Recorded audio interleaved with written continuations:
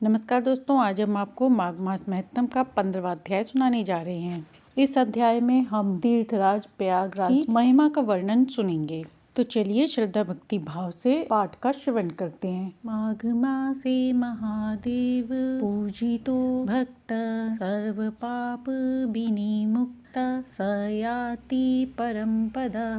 अर्थात माघ मास में भगवान शिव और विष्णु जी की भक्ति से युक्त होकर समस्त पापों से मनुष्य मुक्त होकर परम पद को प्राप्त करता है। पद्म पुराण में नारद मुनि कहते हैं, माघ स्नान की बड़ी अद्भुत महिमा है। माघ का महीना वह महीना होता है जब स्वयं देवता पृथ्वी पर स्नान करने के लिए आते हैं। साथ ही माघ मास महत्तम की कथाओं को जो नित्य नियम से सुनता है, पढ़ता है, वह अगले 3 जन्मों तक सुख समृद्धि से युक्त राज्य का राजा या सेठ बनता है। पुराणों में कहा गया है कि माघ मास के समान पुण्य फल देने वाला कोई और माह नहीं है। सतयुग के समान कोई युग नहीं है, वेदों के समान कोई शास्त्र नहीं है और गंगा के समान कोई तीर्थ धाम नहीं है। वैसे ही सिर्फ स्नान करने, महालय कथा सुनने से माघ माह पुण्यवान बनता है। जिस प्रकार माधव भगवान श्री हरि विष्णु को सभी तिथियों में एकादशी प्रिय है, वैसे ही सभी मासों में माघ मास अति प्रिय है। तो आइए प्रयागराज के बारे में थोड़ा सा जान लेते हैं। प्रयागराज हिंदुओं का प्रसिद्ध तीर्थ स्थान है। ये पवित्र नदी गंगा और यमुना के संगम पर स्थित है।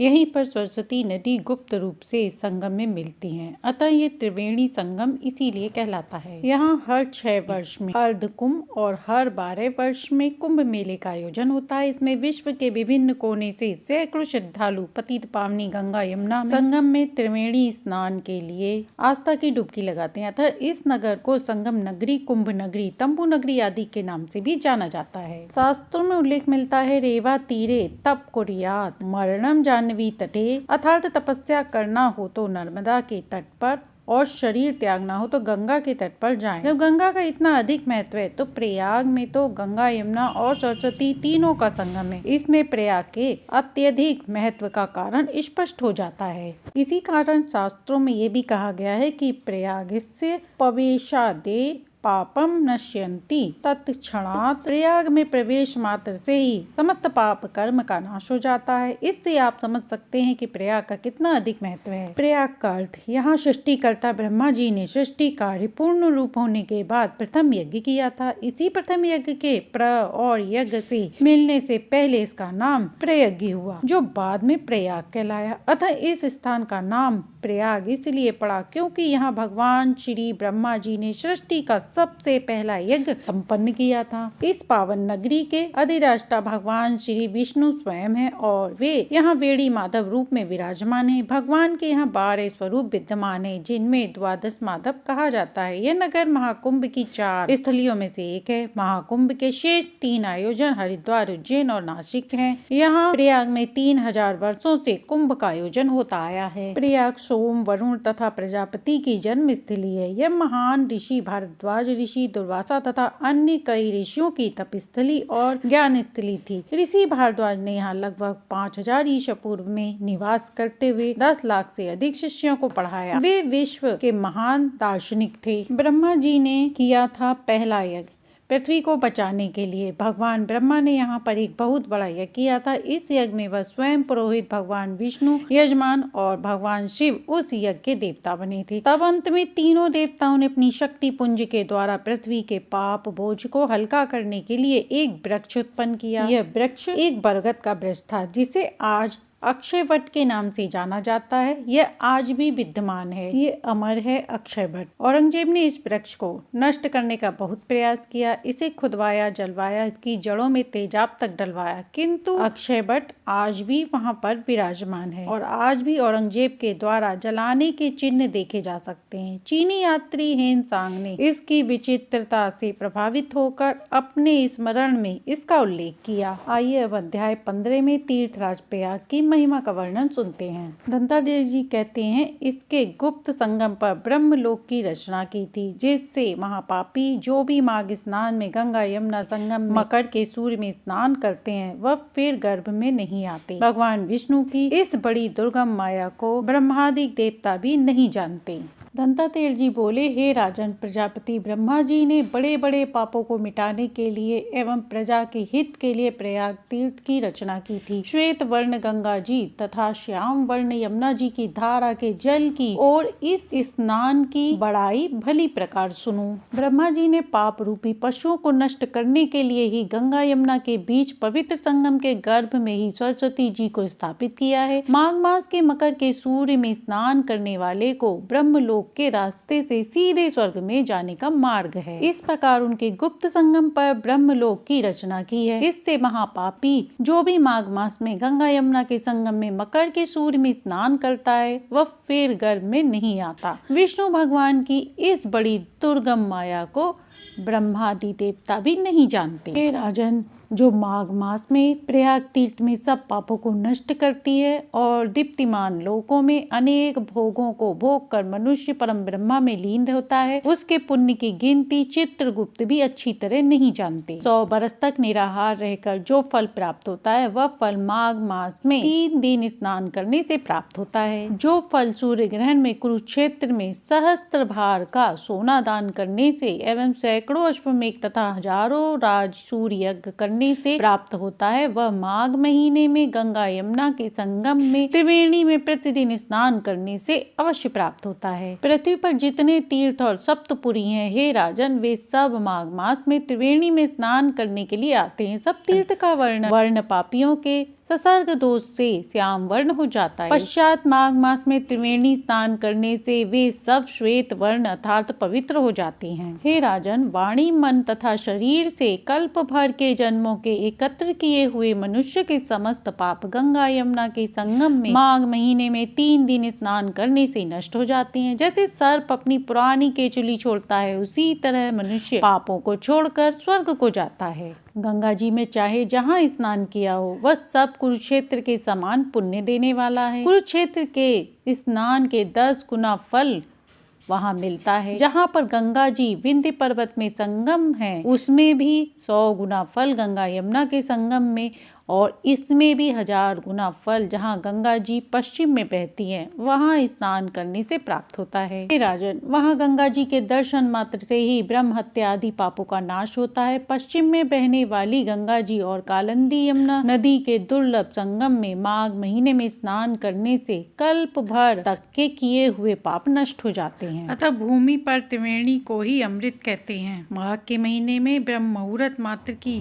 प्राप्ति देवताओं को भी दुर्लभ है। ब्रह्मा, विष्णु, महेश, रुद्र, आदित्य, मरुदगण, गंधर्व, लोकपाल, यक्ष, किन्नर, सर्प और अणिमादि गणों सहित सिद्ध गण एवं अन्य तत्ववादी जन्म ब्राह्मणी, पार्वती, लक्ष्मी, इंद्राणी, मेना, हिमाचल की पत्नी दीति और अदिति, संपूर्ण देव पत्नियां, नाग पत्नियां, घृताची, मेनका, रंभा, उर्वशी, तिलोत्तमा आदि अप्सरागण और सब पितृगण त्रिवेणी में स्नान करने आते हैं। हे राजन, कलयुग में छिपे हुए रूप से और सतयुग में प्रत्यक्ष रूप से संपूर्ण देवता त्रिवेणी में माघ स्नान करने के लिए आते हैं। माघ महीने में 3 दिन स्नान करने का पुण्य पूर्व काल में कांचन मालिनी ने एक राक्षस को दिया था, जिसके प्रभाव से वह पाप मुक्त हो गया। जो फल सहस्त्र अश्वमेघ करने से प्राप्त नहीं होता वह फल त्रिवेणी के स्नान से प्राप्त होता है। इसमें कोई संदेह नहीं। जो मनुष्य इस महात्म्य को भक्ति पूर्वक सुनता है वह विष्णु लोक को जाता है। इस प्रकार माघ मास महत्तम का 15वां अध्याय यहीं पर संपूर्ण हुआ।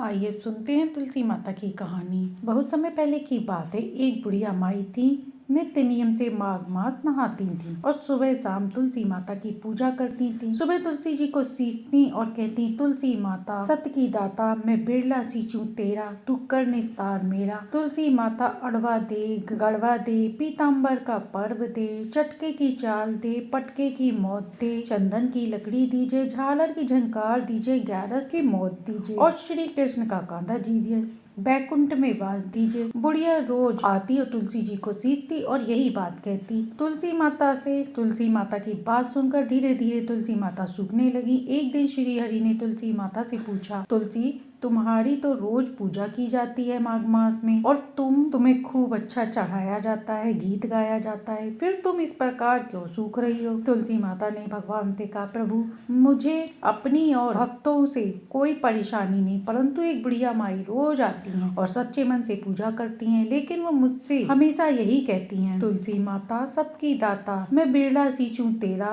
तू कर निस्तार मेरा, चटके की चाल दे, पटके की मौत दे, दाल भात का भोजन दे, पीताम्बर का पर्व दे, चंदन की लकड़ी दे, झालर की झंकार दीजिए, ग्यारस की मौत दीजिए और श्री कृष्ण का कांधा दीजिए, बैकुंठ में बास दीजिए। मैं उसकी हर बात तो पूरा कर सकती हूँ, लेकिन कृष्ण का कांधा कहाँ से लाऊंगी? तुलसी माता की यह बात सुनकर श्री हरि भगवान ने कहा, तुम घबराओ, जिस दिन बुढ़िया मरे मैं स्वयं उसको कांधा देने आ जाऊंगा। एकादशी के दिन शाम के समय जब बुढ़िया माई मंदिर जा रही थी और वो मंदिर में घंटियों और झाल बज रहे थे, तब अचानक गिर गई और तभी उनकी मृत्यु हो गई। तभी वहाँ गांव वाले एकत्रित हुए, उन्होंने उन्हें शमशान ले जाने की तैयारी की। जब लोग उन्हें उठाने लगे तब वो इतनी भारी हो गई कि किसी से उठी नहीं। तब सभी ने कहा, ये बुढ़िया तो इतना पूजा पाठ करती थी, फिर भी इतनी भारी हो गई। लोगों ने बहुत प्रयास किया पर उसे हिला तक न सके। सब कहने लगे पापिन हो गई है, तभी उठ नहीं रही है। तभी थोड़ी देर में श्री हरि ब्राह्मण के रूप में वहाँ पहुँचे और लोगों से पूछने लगे, क्या हुआ भाई?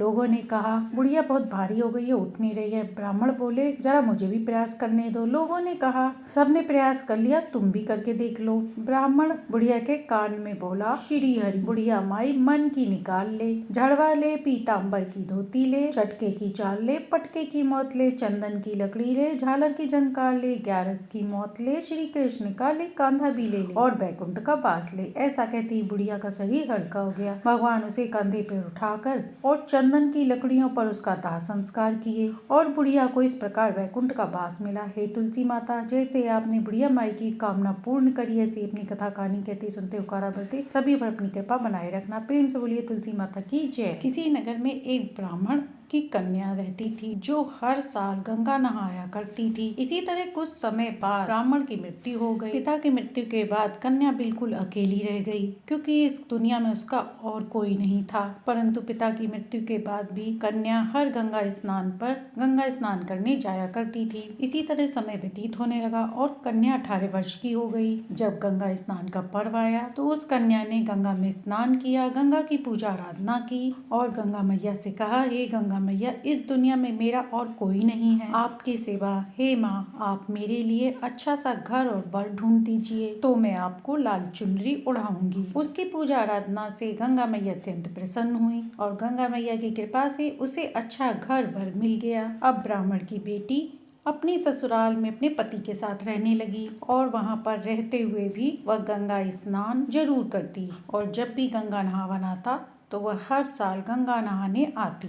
इस प्रकार कुछ साल बीत गया। फिर ब्राह्मण की बेटी गंगा स्नान करने आई और गंगा मैया से बोली, हे गंगा मैया, मुझे पुत्र संतान दीजिए, मैं आपको लाल चुनरी उड़ाऊंगी। गंगा मैया की कृपा से उसका गर्भ ठहर गया और 9वें महीने बाद उसने एक सुंदर पुत्र को जन्म दिया। अब इसी तरह समय व्यतीत होने लगा। ब्राह्मणी का पुत्र भी जब बड़ा हो जाता है, ब्राह्मणी गंगा स्नान करके गंगा मैया से कहती, गंगा मैया, मेरे बेटे के लिए अच्छा सा वधू ढूंढ दो, मैं आपको लाल चुनरी उड़ाऊंगी। गंगा मैया के आशीर्वाद से उसे अच्छी बहू मिल गई, लेकिन ब्राह्मणी ने कभी भी गंगा मैया को चुनरी नहीं उड़ाई। इसी तरह गंगा स्नान करके गंगा मैया से हाथ जोड़कर प्रार्थना करती रही। अब गंगा मैया की कृपा से उसके घर में एक पुत्र का जन्म होता है। अब ब्राह्मणी दादी बन गई, पोता भी धीरे धीरे बड़ा होने लगा और ब्राह्मणी भी धीरे धीरे बूढ़ी होने लगी और अब वह गंगा स्नान करने भी नहीं जा रही थी। तो एक दिन रास्ते में उन्हें एक बहुत ही भयंकर आदमी मिला जिसने अपने हाथों में बहुत ही बड़ा गधा लेकर बैठा था। जब बुढ़िया माई ने देखा तो कहा कि तुम इस जगह क्यों बैठे हो, यहाँ पे लोग गंगा नहाने जाएंगे। तब उस आदमी ने कहा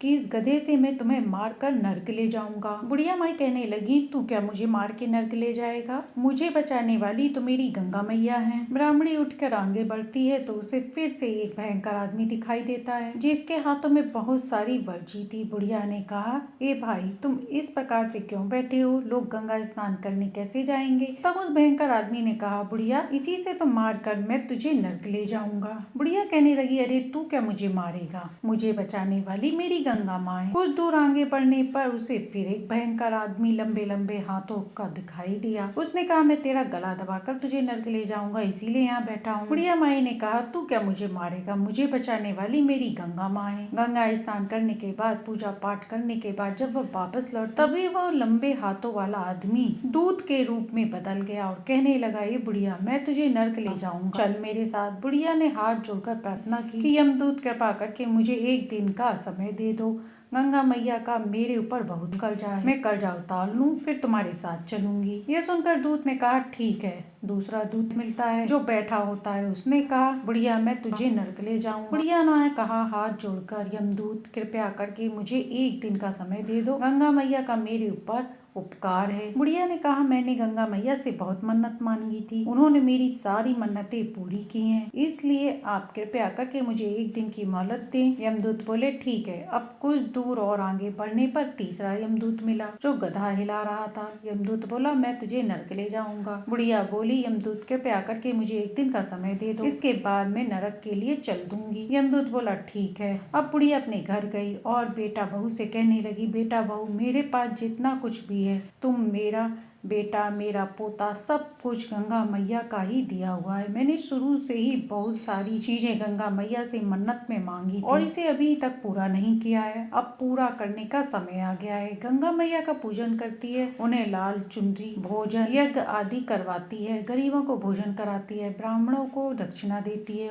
पूजा पाठ करती है। पूजा पाठ समाप्त हुआ, बेटा बहू सभी लोग आने लगे घर को। तब बेटे ने कहा, मैया आप भी चलिए, आप यहाँ क्यों बैठी हैं? तब माँ ने कहा, बेटा तुम लोग जाओ, मैं अभी थोड़ी देर में आऊंगी। ब्राह्मणी ने सोचा कि मैं क्यों ना गंगा स्नान करके तभी घर जाऊं। जब ब्राह्मणी फिर से गंगा स्नान करने के लिए पानी में डुबकी लगाती है, वैसे ही गंगा मैया ब्राह्मणी को अपनी शरण में ले लेती हैं और कहती हैं, ब्राह्मणी, मैं तेरी भक्ति से बहुत प्रसन्न हूँ, इसीलिए तू नरक नहीं जाएगी, तू मेरी शरण में रहेगी। गंगा मैया जैसे आपने उस ब्राह्मणी पर कृपा करी, ऐसी अपनी कथा कहानी कहते सुनते उकारा भरते सभी पर अपनी कृपा बनाए रखना। प्रेम से बोलिए गंगा माता की जय। तो ये थी गंगा स्नान पे सुनी जाने वाली संपूर्ण कहानी महत्तम सहित। यदि हमारा महत्तम और कहानी पसंद आई हो तो लाइक सब्सक्राइब करें।